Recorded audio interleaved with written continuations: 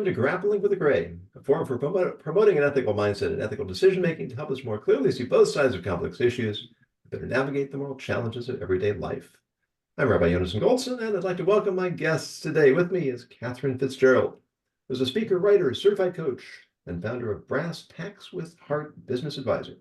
She works with founders and CEOs seeking to align their people, performance, and profits as they navigate the choppy waters of scaling their thriving businesses. Sven Lauch, did I pronounce that correctly? Lauch. Lauch. I didn't know you were Scottish. German. Sven Lauch comes to us from Plymouth, England. He is director of Eyes Up Training Limited, which offers a holistic approach to implementing organizational change with emphasis on developing transferable skills that anyone can learn. And from Paris is Stewart Wiggins.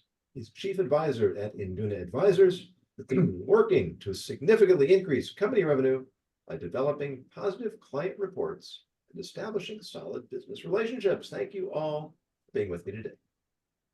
Thank you. And we already have a comment from our friend Mark O'Brien. So it's four of my favorite people on one screen. Life is good. So here is our topic for today. A recent documentary about the Blue Angels profiles the extraordinary discipline required to fly fighter jets in formation, a mere 12 to 18 inches apart from one another, and perform a variety of other aerobatic stunts. The film portrays the dedication of the team and the eagerness of Navy pilots to join their ranks to perform heart-stopping aerial stunts. However, heart-stopping may be a bit too descriptive, as nearly 10% of Blue Angel pilots have died on the job since the team formed in 1946, most of them due to human error. The flying team was the brainchild of Admiral Chester Nimitz, who hoped that flying exhibitions would boost Navy morale while gaining public and political support for a larger defense budget.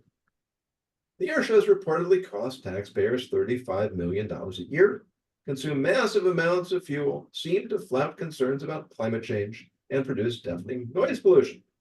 One columnist observed that the Blue Angel budget could feed all homeless veterans for over a month. And headlines occasionally appear about pilots protesting the danger of the maneuvers they are commanded to perform. Nevertheless, the performances remain tremendously popular. Arguments for the shows and against the shows are both entirely defensible. How do we evaluate intangibles like public and service member morale against quantifiable objections concerning cost, safety, and environmental impact? If we want to be completely practical, we should also do away with parades, NASCAR, and the NFL, shouldn't we? Or should we? Floor is open. I want to ask a question. Have any of you attended a Blue Angels performance? Yes, I have. I have too. I've seen the Red Arrows in the UK. I've seen an air show, a Navy, a military air show, but it wasn't the Blue Angels. Okay. I kind of felt like you were going somewhere with that. Well, I just wanted to, I think you have a different opinion if you have experienced it than if you can be completely nonplussed by the grandeur of watching these incredible planes fly 18 inches apart. It's like, so as I read the email with the synopsis, I was smiling because we watched this movie less than 10 days ago, just on a lark. And it brought back a lot of memories to me because my brother, who passed away when he was 18, was just really caught up in them. And my brother was in a wheelchair and had Duchenne muscular dystrophy. So he was never able to do anything like that in his life, but he was fascinated by it. And it was, taking him to see that show. My parents took our family. I was young. And it was just a spectacular memory and day for us. But as I watched the movie, the movie really in my opinion, kind of made it sound like there weren't very many deaths. And maybe that's a military perspective. 10% is not that much. I don't know. But the other thing that I wondered about was the revenue driven or received by all the shows they give, because you pay to go to the show.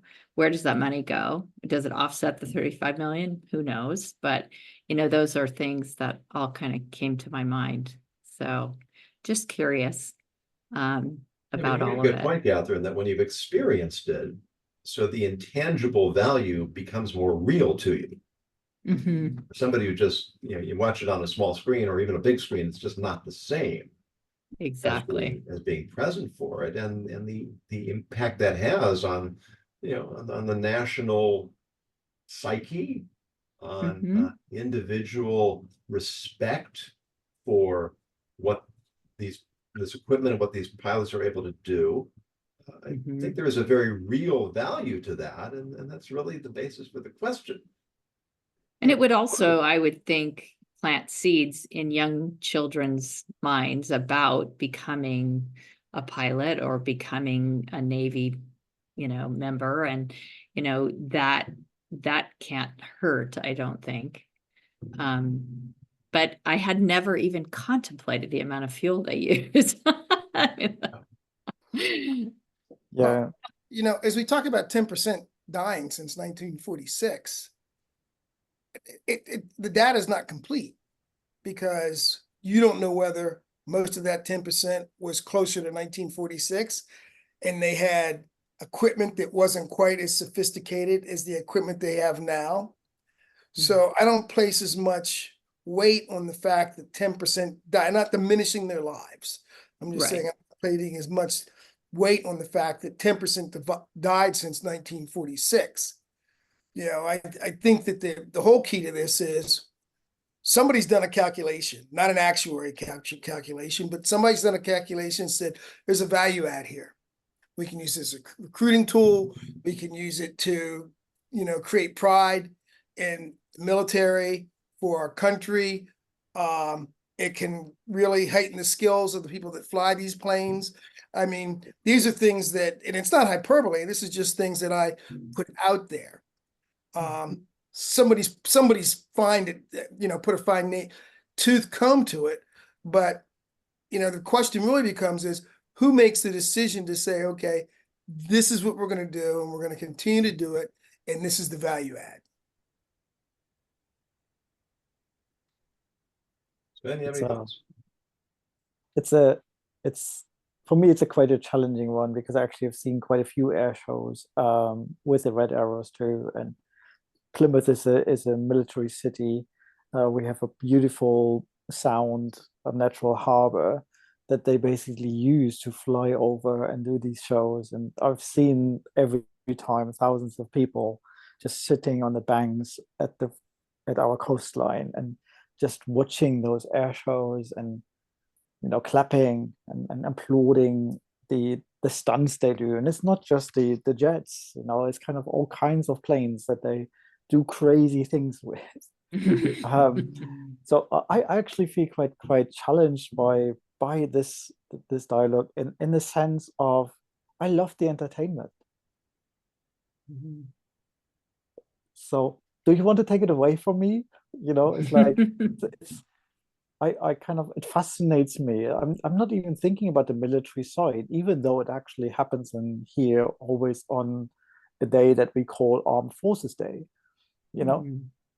But it's not my question. My question is not that it happens on that day, or for me, it's just like the excitement of watching dangerous things like sports. And in your synopsis that was in there, should we take away NASCAR, or in Europe we would think more about Formula One and things like this. Should we suddenly take away? And there were lots of lives lost in those sports too. And yeah, I've never thought about the life side of things, to be quite honest. And definitely, Catherine, I'm with you, not on the nature. So I didn't think about how much fuel they use, not just to actually do the show, but to train for it in the first place. We do like spectacle, don't we? I mean, we go to sports, we go to the circus, we see gymnastics and acrobatics, people doing remarkable things. I was thinking just now about the royalty in Britain, that the topic comes up from time to time. People want to do away with it. It's an anachronism. It's a waste of money. But the truth is, they say it generates a huge amount of revenue in tourism. It does. Now, it's Yeah, something it does. it's not, there's no danger involved there. And I don't think the environmental impact is great. And it seems to certainly bring in more revenue than it costs. So they're not comparable, really. But we do find inspiration. There's actually, in Jewish tradition, there's a blessing one says when one sees a king. Even though the kings today don't have the kind of power that they once did, that sense of majesty and royalty and nobility, it's supposed to inspire us, and I think it can if we let us. So for me, one question that just really comes to mind that I'd love to kind of ask here is, why are we feeling so drawn to those things, like those dangerous? Why does it have to be so competitive, so on the edge of things? And it's about the watching. I'm really asking from the entertainment. Why do I feel I need that type of entertainment? That despite of all the danger, but what drives me to even wanting that? It's interesting because the minute that you made those statements earlier, and then we were thinking about the sports, what popped into my head was the Colosseum in Rome. And, that this has been going on for generations. This is not us uniquely in this period of time. This is something that spectacle has been part of the human mechanism for years. And even the jousting and things that happened in, the European British court, or the courts of yesteryear, I meant to say. So, and there certainly was no calculation about the death toll in Rome. Gladiatorial sport was, yeah. So I don't, I think it is something in our nature of living, but the other, the idea of eliminating it because it's, expensive or poor for the environment or, whatever, makes me think about, what is life? And if we live a life just to exist, or if the entertainment value is a piece of our life that brings quality. That's really interesting, Catherine. Because when you asked that question, one thing completely different popped into my mind. And yet, what you say, Catherine, does resonate, because as a teacher of history, it has occurred to me and continues to occur to me that in many ways we are living in the Roman Empire. Rome invented the entertainment industry, and they invented the entitlement culture, and they called it bread and circuses. Keep the citizens fed and distracted so that nobility could indulge their lifestyle while oppressing the rest of the world. And I think there's something very concerning there. On the other hand, what I thought of originally to your question, Sven, is that we want to see people pushing themselves to the limit of human potential, going faster, getting stronger. I'm not a big sports fan anymore, because I think it's gotten so commercialized it turns me off. But when you see a well executed play in sports, it's something to behold. To see anybody doing something. I have a friend in Israel who's a photographer, and I would love it when he turned up at weddings where I could just watch him shoot the wedding, because he had such mastery of his art. It's just a beautiful thing to watch. And I think that's an excellent angle that I hadn't really considered. That's where that inspiration comes from. That look at what people can accomplish, and that makes me feel that I can accomplish something more too. Even if I can't do what they're doing, even if I can't do it at that level, I can still do more and do better and push myself to achieve.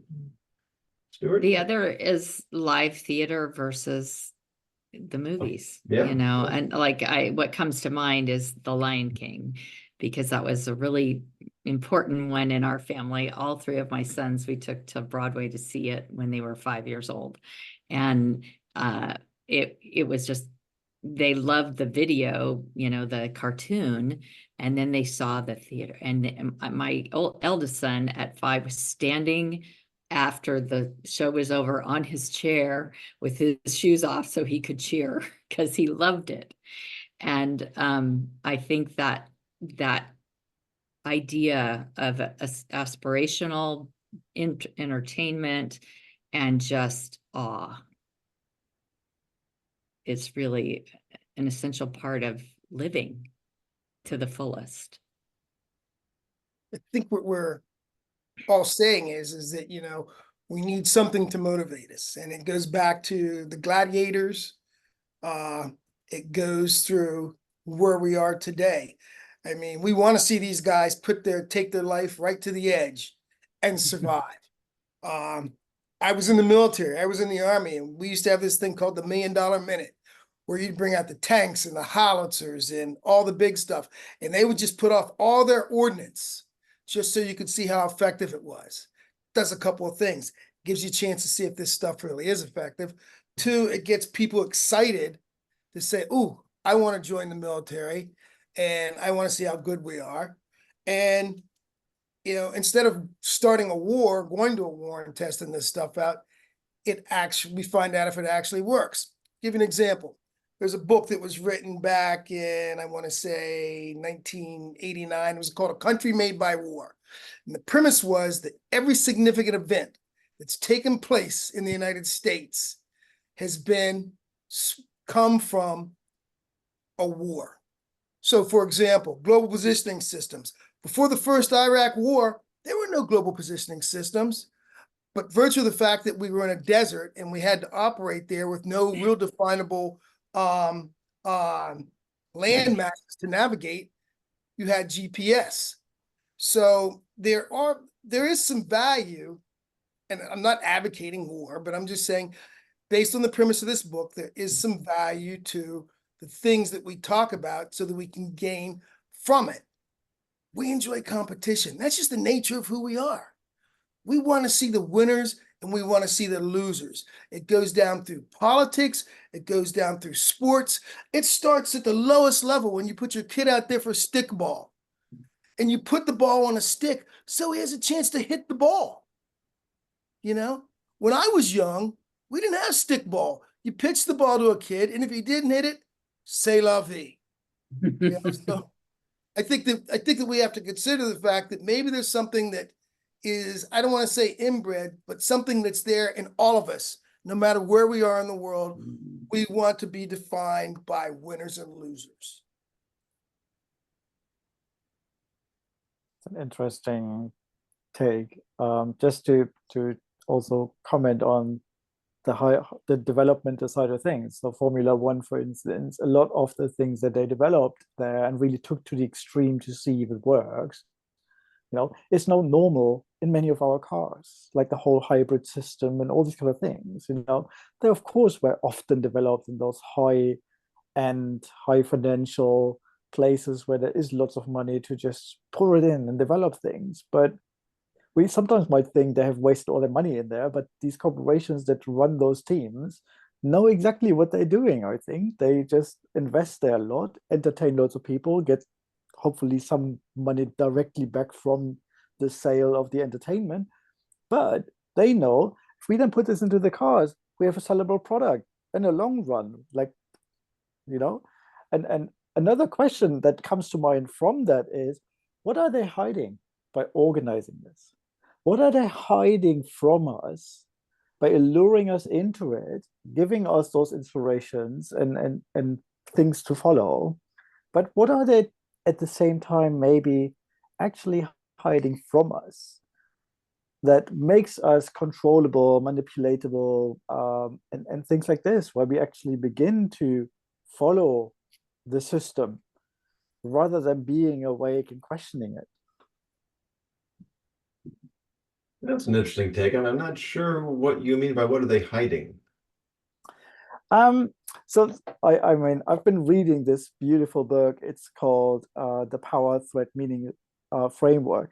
It's actually written in the context of mental health. But when they talk about power, the question they basically or posed here is that one of the powers that influences us is the ideological power of our culture, of our family, of our religion, of all these kind of things that we grow up with. And one of those things that really struck me, I just want to find it quickly, was like, oh wow, never thought about it like this. Or I probably have, but not seen it in this context. Let me quickly find it. I don't think there's any question that there are a whole gamut of influences, cultural influences that, in many ways could be thought of as manipulation. Any type of social pressure, changing social values. I mean, you see the way the culture has changed in the last 20 years. Definitions of marriage and identity. It's a radically different world that we live in right now. And I'm sure people on the right and the left both feel that there are forces in play that are pushing society in the wrong direction. Yeah, so here a few things. Here are those few things. Ideological power can operate to hold back certain issues or groups from public scrutiny. So if we've been created from an ideological power, what are the things that I think this is what this discussion also helps us to do, is we're asking more questions and actually realize like there might be actually more behind the curtain than we realize. Or it begins to bring people to see their interests and wants in a particular way. That's ideological power, or create certain kinds of factual knowledge, in quotes, about our thoughts, feelings, and behaviors.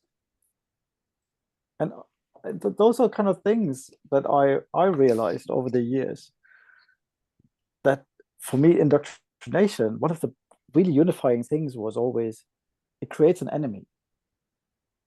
It says I have a right to be here because of there is an enemy.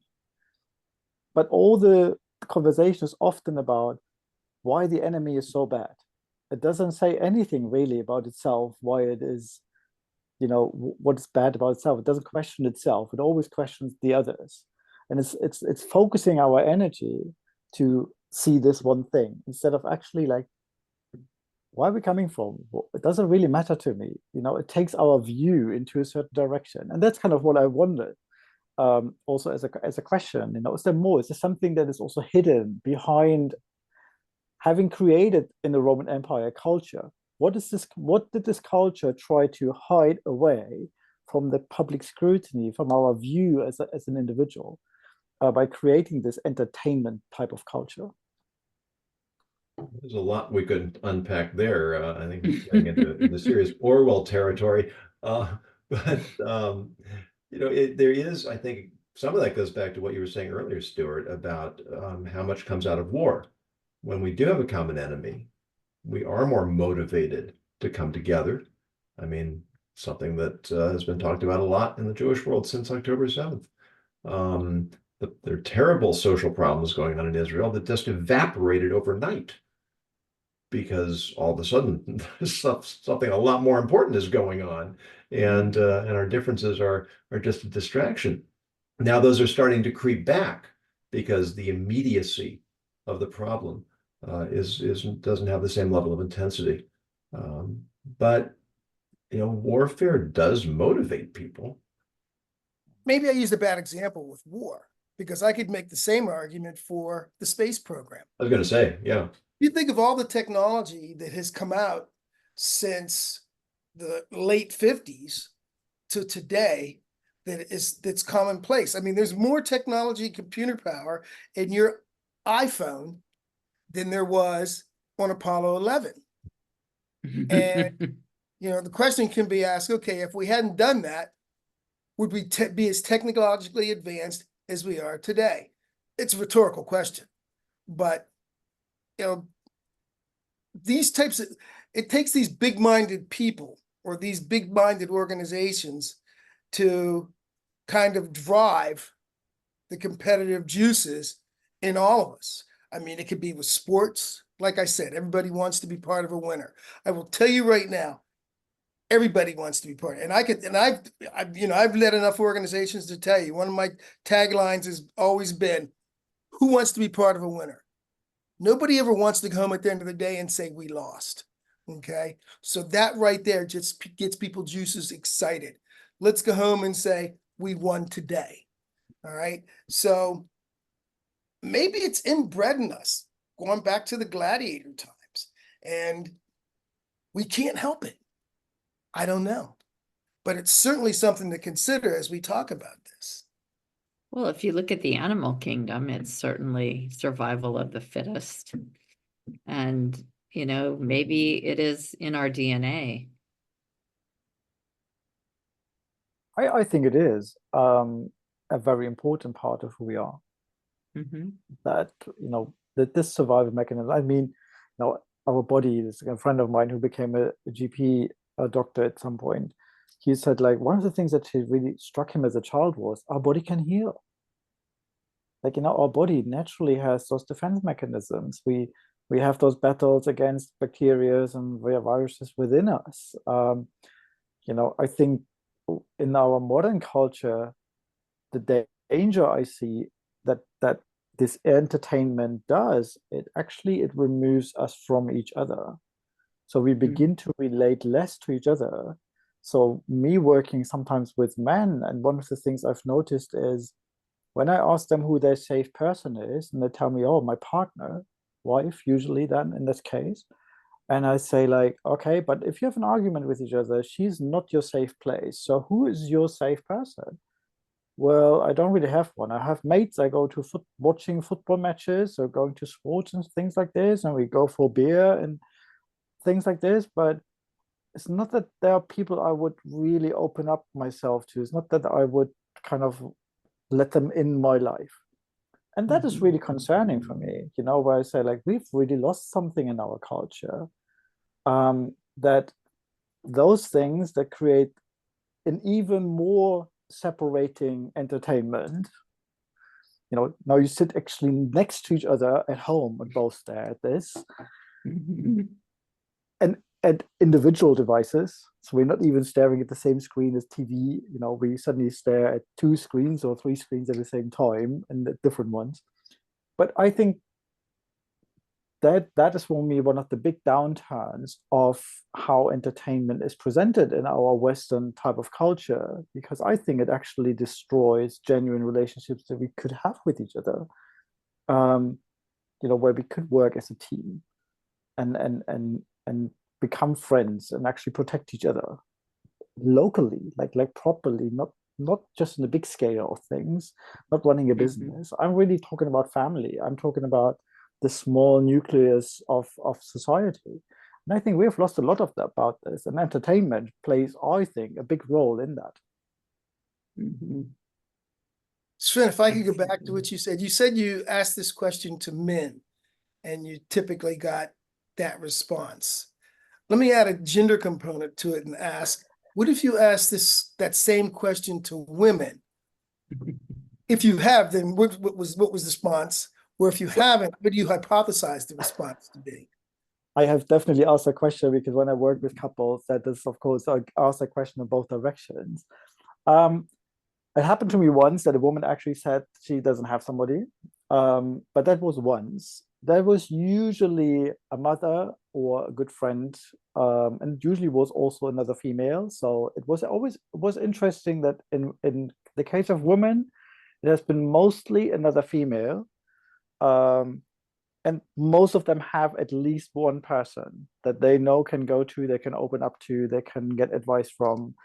So that's kind of my experience. You know, with men, it was exactly the other way of the scale. It's like most men don't have one single person. I mean, I made it a point in my life. I said, like, I want to have always a mentor in my life, always, at any time, but not one I pay for, somebody who's a friend,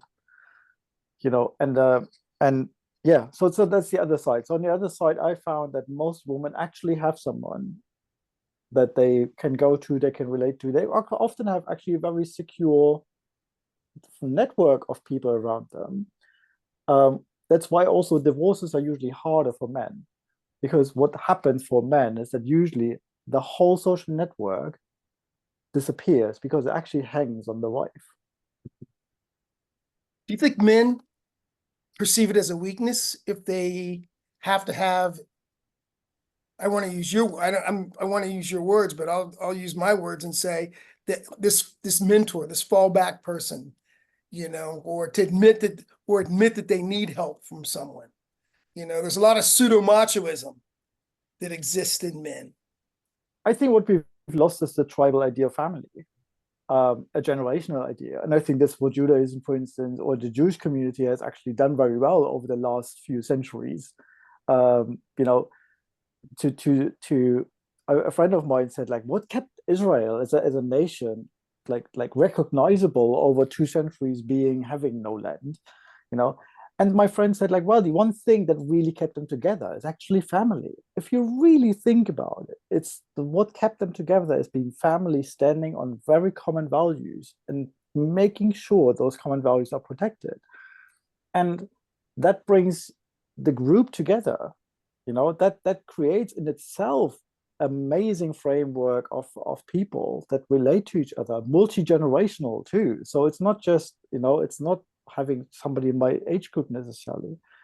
And I think what we have done in modern culture is, because we don't have those emotionally accessible males as children, as teenagers, having a dad who comes to us and actually calls us out and says, like, hey, how are you feeling? How's it going? How's it going with the girls? How's it going with the women?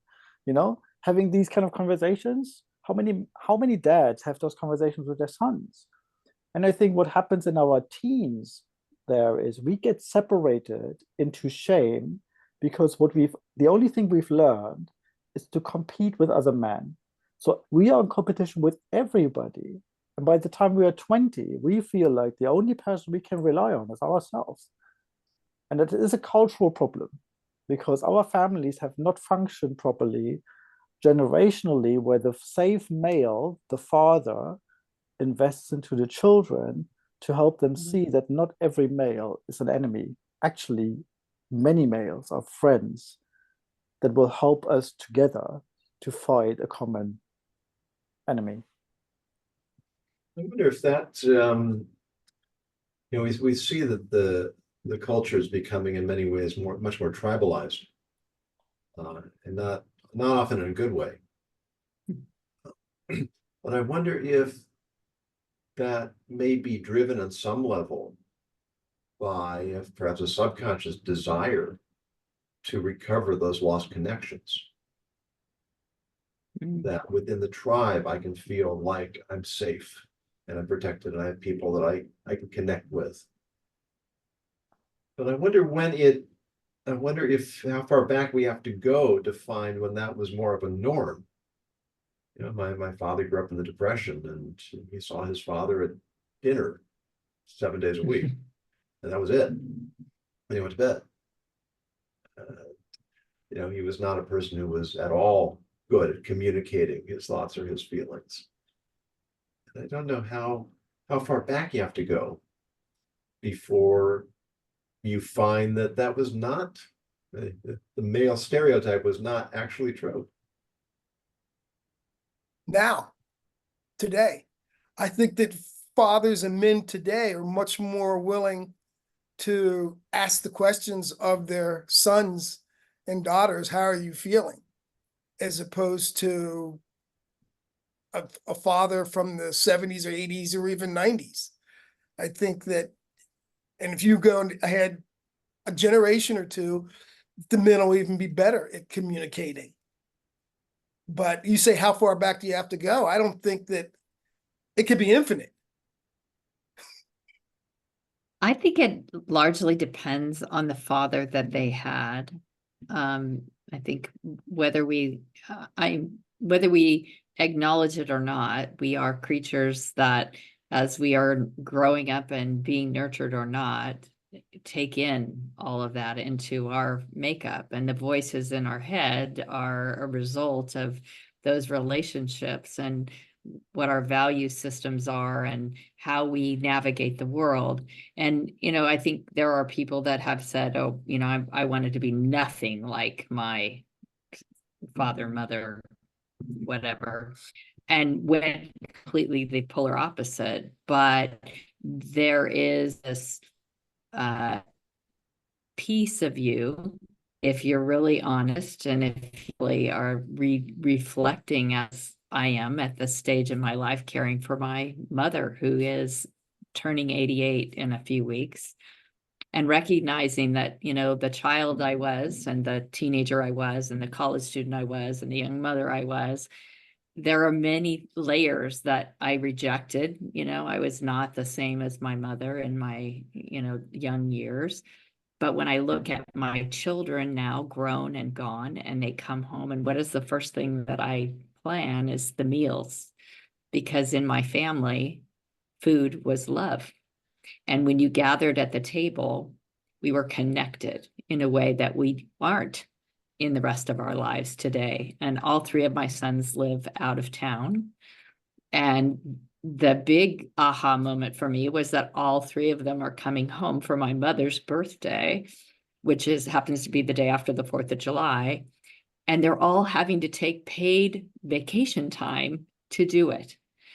And it was like, wow, I don't know if at that age in my life, I would have chosen to spend my first paid job, vacation time to go visit my parents. And I'm so grateful. But I think that is a difference in the relationship I have with my children based on my experience as a child. And yet there's still that part of me that is so much like my mother. Yeah, my wife and I have a lot of trouble agreeing on any television shows we like to watch. But the one that we both adore is Blue Bloods. And when I've talked to people who like the show, they almost always mention the scene where the family gets together for Sunday dinner. Mhm. I think that really is something that we yearn for. And it's hard to come by. I mean, we always made a point of having family dinner when my kids were growing up, and it wasn't always easy. We didn't make every single night, but it was most nights we were together. And then we had the Sabbath where we were together. And I think that makes a tremendous difference. And just to try to bring it back as we start to wrap this up to our topic, we've gone rather far afield, that maybe the spectacle is trying to compensate to some degree for the lack of connection to each other. We're trying to connect to something else that's aspiration, our own inner potential, by seeing what other people are capable. I don't know if that's too much of a reach, or perhaps there's something there. Any final thoughts? The only one that popped in my head when we were talking about entertainment value and the quality of human life is my experience having run an organization servicing the poor. And the mindset of those who are without is that when they get a little extra, they feel compelled to entertain themselves and to take that moment to have fun or to do something they wouldn't normally be able to do.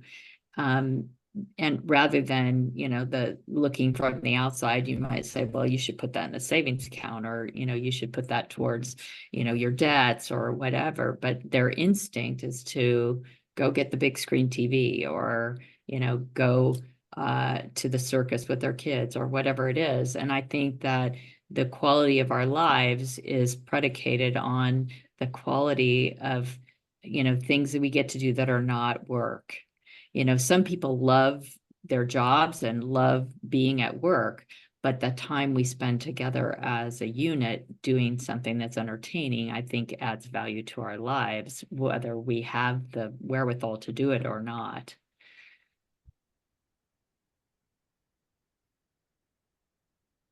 You know, it's interesting.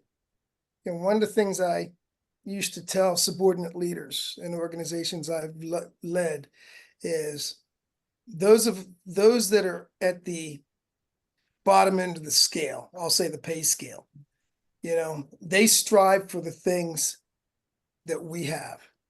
And you shouldn't ridicule those people. You should actually pat them on the back, because they still manage to put a roof over their head. They still manage to put food on the plate. They still manage to take care of their families. They still manage to get their kids the best sneakers that are out there. Is it at the risk of putting themselves further in debt? No, it's because they love their families, okay? And they're just doing the very best that they can. So as we sit back and talk about generations of, you know, fathers and how they were in that type of thing, you know, I have this conversation with a friend of mine and I say, our fathers are doing the best that they can. I mean, my dad was 23 years old when he got married and had me.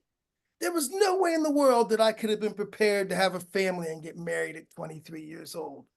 And I suspect that generationally, there's a lot of parents that were like that. They were young, got married, and had kids. So everybody's learning. Everybody's trying to do the best that they can.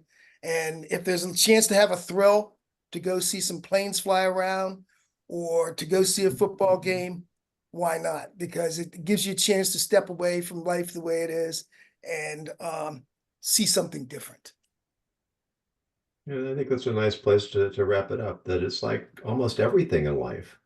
If we use what's available to us in moderation, if we use it in the right time, the right place, with the right intent, then almost anything can be beneficial.